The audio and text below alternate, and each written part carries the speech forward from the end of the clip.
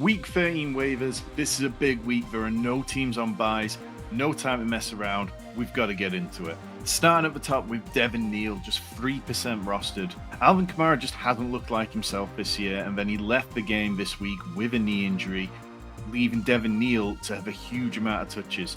Now we are going to see Taysom Hill mix in.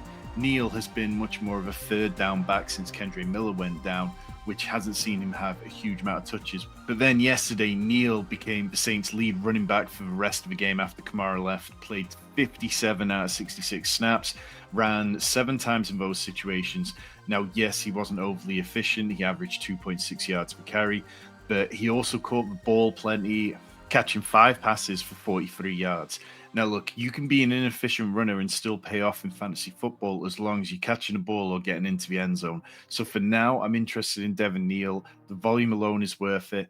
With no bye weeks, it's not going to be a case where you necessarily feel comfortable starting him straight away. But Atlanta, they have been very poor against the run. So if you're in a pinch, I don't hate it. Chris Rodriguez Jr., 16% rostered. Look, the Commanders, they've been on a bye week, so you could have gone out and picked up Chris Rodriguez at any point over the last few days. We talked about him last week as somebody that we would want. Chris Rodriguez has been out playing Ja'Cory Krosky-Merritt for the last few weeks now in Madrid. Rodriguez had 15 for 79 on the ground, whilst we saw just 28 yards on 9 attempts from JCM. Like, it really wasn't very good whatsoever. This week, we're playing a tough matchup with the Broncos. So, again, it's not a situation where you're necessarily plugging and playing him, but with no teams on a bye, it's possible that you might not need to. The reason we are picking up Chris Rodriguez, though, is the fantasy playoff schedule against the Giants, Eagles, and Cowboys, who are all susceptible to the run. Chris Rodriguez is worth stashing for that reason alone. Loads more players coming up, some rostered as low as 1%, so stick around. But first, if you haven't already, hit that subscribe button down below. We got loads of content coming your way this Thanksgiving week, including our weekly rankings and tiers videos, loads of pick'em content, and everything you need to be ready for a fantasy championship.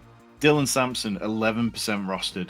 Now, on the broadcast between the Browns and the Raiders yesterday, they mentioned how the Browns coaching staff had said that they feel the need to get Dylan Sampson more involved going forward. He hasn't played that much since Quinshon Judkins came back earlier this year. It's been Jerome Ford who's been the third down back most often, and Sampson's just been spelling Judkins at times. But then yesterday, they're seeing this concerted effort to really try and push him into a bigger role. And part of that is because Quinshon Judkins hasn't rushed for over 3.5 yards per carry since week 5. The majority of the points that Dylan Sampson picked up yesterday were on that massive screen pass that he took to the house. So we can't just say that's the kind of production we're going to get every week. But look, when Dylan Sampson was an every down running back at the beginning of the season, he was an impressive player and he was very fantasy worthy. So given that in 2 weeks' time he plays the Tennessee Titans, who cannot stop the run and have given up plenty of points to the position, I want to roster him for that game alone. Jayden Higgins, 22% rostered. We've been talking about Jayden Higgins for a few weeks on this channel. 23 targets in his last 3 games, 38 yards or more in each of those 3. And he's been a top 36 wide receiver in PPR formats in 3 of his last 5 games, scored 4 touchdowns this season. Everything we want to see from Jayden Higgins is coming out. And yes, some of those games have been with Davis Mills, but even when CJ Stroud was out there, Jayden Higgins looked impressive enough. He has solidified the role as the wide receiver 2 on this offense. And the Texans are going to be in a lot of do-or-die matchups going forward. They beat the Bills, now they've got the Colts, then they've got the Chiefs. Those are going to be tough games. The passes are going to matter, and the points are going to be there for Jayden Higgins to score. Andrei Iosivas, 20% rostered. Yoshi's one of those players who pops up for a few good games every single year, and he's not necessarily worth rostering beyond that. But T. Higgins left the game against the Patriots late on in the concussion protocol. Now, unless something crazy happens, he's almost certain to miss the Thanksgiving game against the Ravens, and that just opens things up for Yoshi. Jamar Chase will be back, Joe Burrow will be back, but Yoshi can still thrive. Yoshi had 7 targets yesterday, 4 receptions for 61 yards against New England defense. Is pretty good against the pass. We saw Iosivas run a route on 89% of the Bengals passing plays. Like, that was a big uptick from normal. Normally he's in that kind of 70 to 75 range.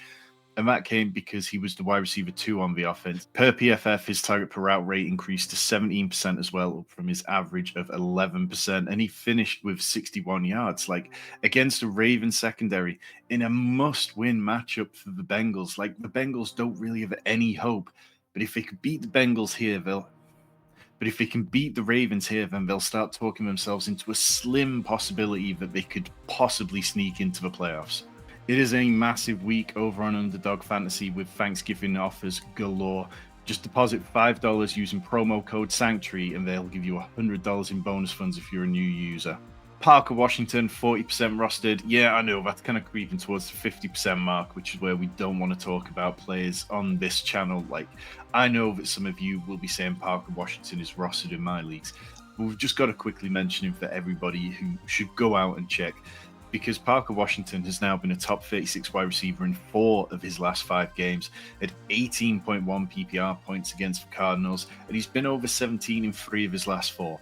When Brian Thomas got injured and when Travis Hunter got injured, we talked about Parker Washington being the key slot receiver for this offense. We talked about how Trevor Lawrence has liked throwing to the slot over the last few years.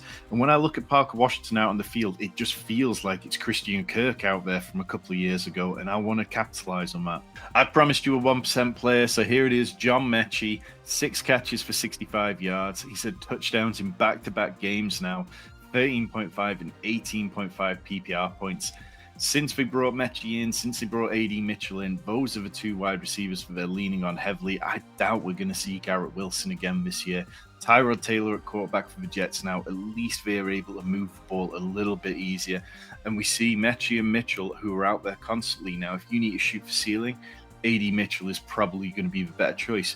But John Metchie, he gets a lot of the dirty work, the underneath work, playing in the slot, seeing those close to the line of scrimmage receptions. And John Metchie has a nice enough floor that if you're just looking to secure something for the next few weeks, I'm good with that. Moving into the streamer positions, tight end and quarterback, and starting at tight end with another Jaguar, and it is Brenton Strange, 13% rostered, coming off IR. He was targeted early and often this week. Like, Strange played 71% of the Jags' offensive snaps in week 12, and he led the Jags in receiving with 5 receptions for 93 yards. Brenton Strange has been somebody that Trevor Lawrence has really liked throwing the ball to over the last couple of seasons. We saw down the stretch last year that he had a nice run of games where he was getting end zone targets, and I think we're going to see more of that. The Jags, like, they're still such a weird team, but they seem to have these moments where things start to click for them on offense, and Trevor Lawrence has been a little bit more fantasy viable of late.